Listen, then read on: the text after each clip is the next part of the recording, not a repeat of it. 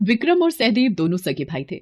विक्रम बहुत ही मक्कार और लालची स्वभाव का था, जबकि सहदेव विनम्र और सीधे स्वभाव का था। एक दिन विक्रम की पत्नी सरला गुस्से में बोली, मुझे समझ नहीं आता बापूजी, पूरे घर में अपनी खांसी से बीमारी फैलाते रहते हो। तुम्हारी वजह से पूरे घर में बीमारी छाई रहती है। भाभी, तुम बापू से इतनी नफरत क्यों करती हो? इस तरह से कोई दुत्कारता है क्या? बापू की उम्र का तो लिहाज करो भाभी। सुनते हो जी, इस सहदेव की भी लगता है जुबान निकल रही है, थोड़ी खींचनी पड़ेगी। अपनी भाभी से जुबान लड़ाता है, आज तेरी खाल खींच लूंगा। विक्रम, छोड़ दे इसे, छोटा भाई है तेरा, मत मार, कुछ तो रहम कर। ये तो बस मेरी परवाह कर रहा था, इसीलिए इसने बोला। इस बात की इतनी बड़ी सजा मत दे। समझा दो इसे, आज के बाद इसने सरला को अगर कुछ कहा तो इसे जान से मार दूंगा। अपनी जुबान को मुंह के अंदर बंद करके रखे। विक्रम अपनी पत्नी सरला के साथ मिलकर अपने भाई और पिता पर बहुत जुल्म करता था। इसलिए एक दिन सहदेव अपने पिता से बोला, बापू, अब हम यहाँ नहीं रहेंगे, हम कहीं और जाकर रहेंगे। भैया भाभी आपको बहुत तंग करते हैं और ये मैं नहीं देख सकता। तू बापू को लेकर जा तो रहा है, पर इतना जान ले, मैं तुझे एक फूटी कौड़ी भी नहीं दूंगा अगर तुम दोनों पलट कर वापस आए तो। मुझे आप दोनों से कुछ भी नहीं चाहिए, बस माँ की निशानी, ये आटा छलनी मुझे दे दीजिए। मैं इसे माँ का आशीर्वाद समझकर अपने साथ रख लूंगा।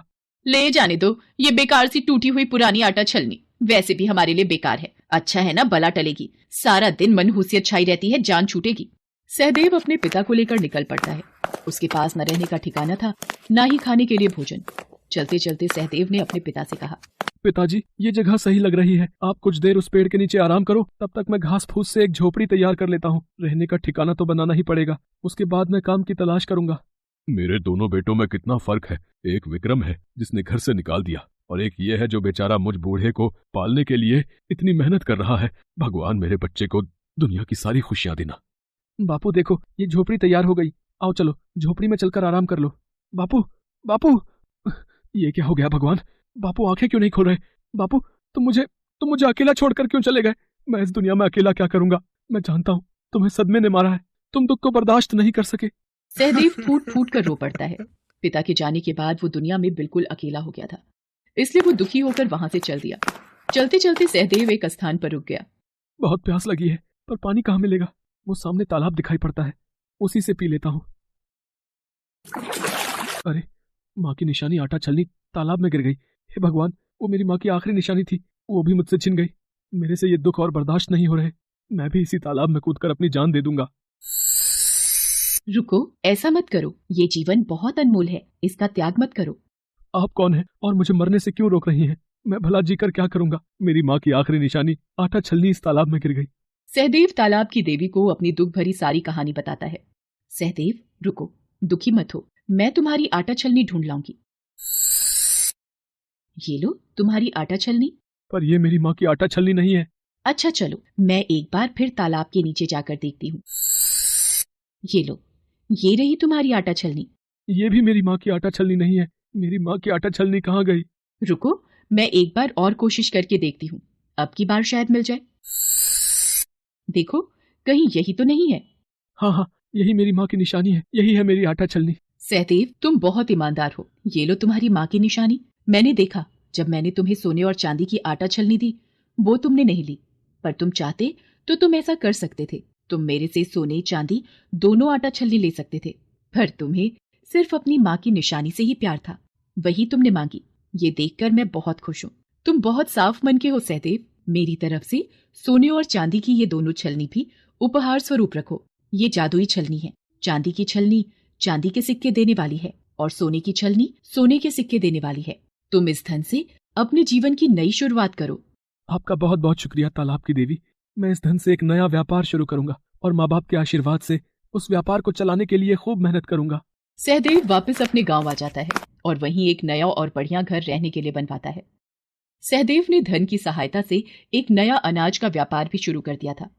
सहदेव को धन का बिल्कुल भी लालच नहीं था, इसलिए वो रोजाना छलनी से सिक्के नहीं लेता था, बल्कि जब उसको धन की जरूरत होती वो तभी उन सोने चांदी की आटा छलनी से सिक्के लेता। सहदेव के अमीर और सफल व्यापारी होने की खबर उसके भाई विक्रम के कानों तक भी पहुंचती है, और वो बहाने से सहदेव को मिलने आता है। सहदेव, मेरे भाई कैसे हो? मैंने सुना है तुमने अनाज का बहुत बड़ा व्यापार शुरू किया है, और तुमने ये घर तो बहुत ही सुंदर बनाया है। मैंने बापू के बारे में सुना कि बापू नहीं रहे, मुझे उनके स्वर्ग सिधारने का बहुत दुख है। सहदेव, मुझे माफ कर दो, आखिर मैं तुम्हारा बड़ा भाई हूँ। भैया, आपको अपनी गलती का एहसास है, इसलिए मैंने आपको माफ कर दिया। आप रोना बंद करो। मैं जानता था मेरा छोटा भाई मुझे जरूर माफ कर देगा। सरला, तुमने देखा, हमारा सहदेव बहुत अच्छा है, इसने हमें माफ कर दिया। सहदेव, मैं तुम्हारी भाभी हूँ, मैं तुम्हारी माँ समान हूँ। मुझे भी तो बताओ कि ये सब तुम्हें कैसे मिला, अगर तुम मुझे अपना मानते हो।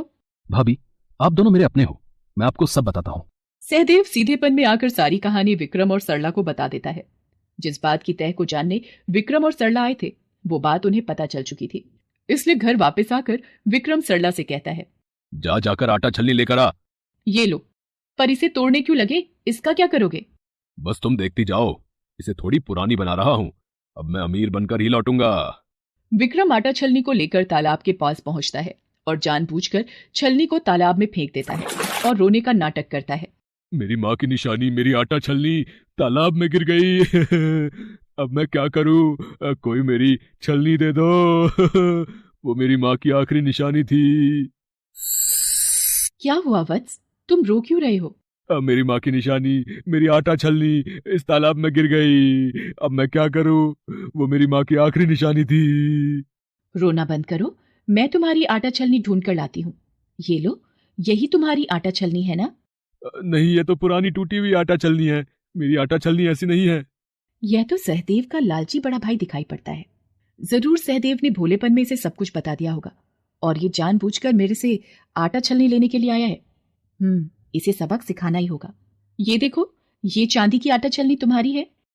मैं आपको बताना भूल गया, मेरी माँ की निशानी 2 आटा छलनी है, एक चांदी और एक सोने की।